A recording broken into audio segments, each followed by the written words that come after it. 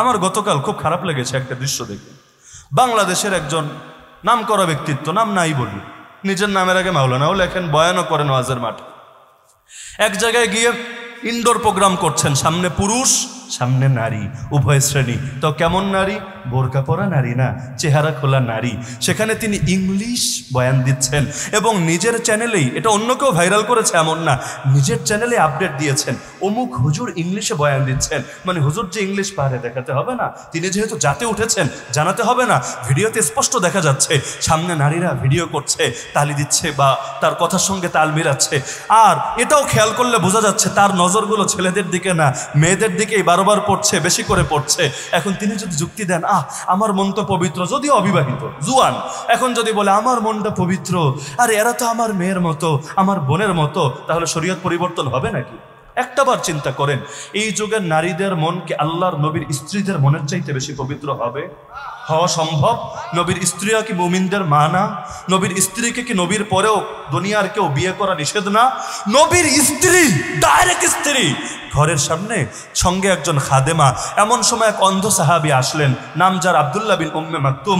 আল্লাহ নবী তার স্ত্রী আর স্ত্রীর খাদেমাকে বললেন, ঘরে ঢোকো, জলদি ঘরের ভেতরে প্রবেশ করো। তারা অবাক, বললেন, ইয়া রাসূলুল্লাহ, সে তো অন্ধ, সে তো আমাদের দেখবে না। আরে সই হাদিস, নবী বললেন, আফা আমিয়া ওয়ানি আনতুমা আলাস্তুমা তুবসিরানিহি, বুঝলাম সে অন্ধ, তোমরা দুজনে কি অন্ধ?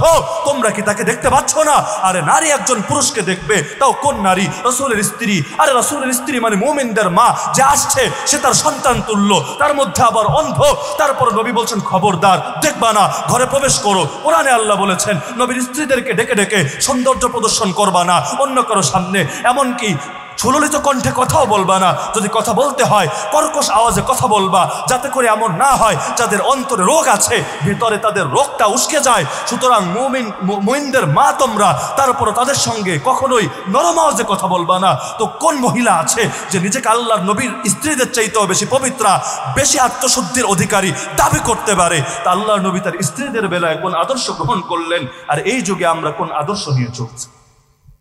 মাঝে মধ্যে এই মাসালা নিয়ে চিল্লাচিল্লি, নারীদের চেহারা পর্দার অন্তর্ভুক্ত নাকি অন্তর্ভুক্ত না? আরে পাগল, চেহারা পর্দার অন্তর্ভুক্ত কি অন্তর্ভুক্ত না রাখ, এই কথা। চোখের যে জিনা হয় এটা তুই মানিস কিনা? দুনিয়া সবাই মানবে কিনা? চোখের জিনা হয় না? নবী বলেন নাই যে চোখের জিনা দেখা, কানের জিনা শোনা, হাতের জিনা ধরা, দিলের জিনা কল্পনা করা, লজ্জাস্থানের জিনা চূড়ান্ত রূপে বাস্তবায়ন করা? তো চোখের জিনা মানে কি? যদি নারীদের চেহারা ঢাকার কোনো গুরুত্ব নাই থাকে, চোখের জিনা কেমনে হয় আমারে বুঝান? হ্যাঁ বলবে না, যাদের দৃষ্টি পবিত্র তারা দেখতে পারবে, যাদের দৃষ্টি অপবিত্র তারা দেখতে পারবে না।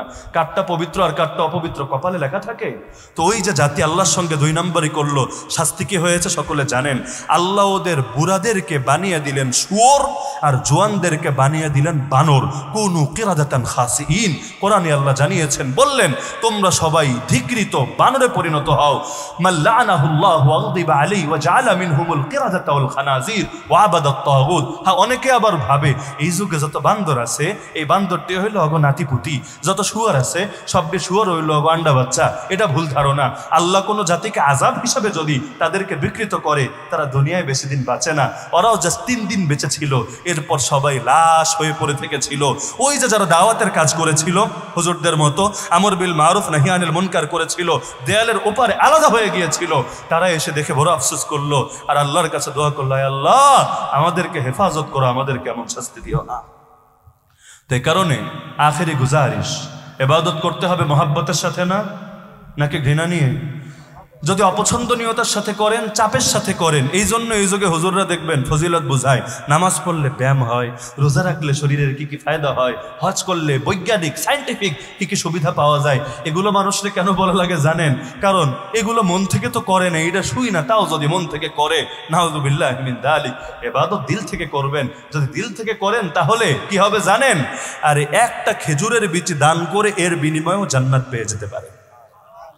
আল্লাহ নবী কারণেই বলেছেন, উহুদ পাহাড় পরিমাণ দান করলেও ওদের এক মুঠ সামান্য পরিমাণ দানের সওয়াবও তোমরা পাবা না।